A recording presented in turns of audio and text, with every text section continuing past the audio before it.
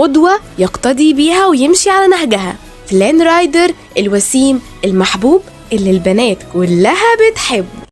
10. لما رابنزل طلبت منه ان هو يوريها المصابيح، كان ممكن يوريها المصابيح من بعيد وخلاص ويخلص نفسه يعني، بس هو ما عملش كده، بالعكس هو صرف وكلف وأجر لها مركب واشترى الماكسيموس كمان تفاح.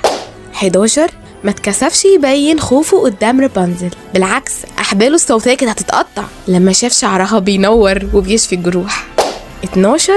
ضحى بنفسه عشان خاطرها وراح اداهم التاج عشان يسيبوها. واجه جوثل القادرة رغم انه عرفها من يومين بس، ناضج بما يكفي عشان يعرف يحدد مشاعره، مش زي الحلوف اللي لا يبالي اللي انت بتكراشي عليه من 7 سنين. 13.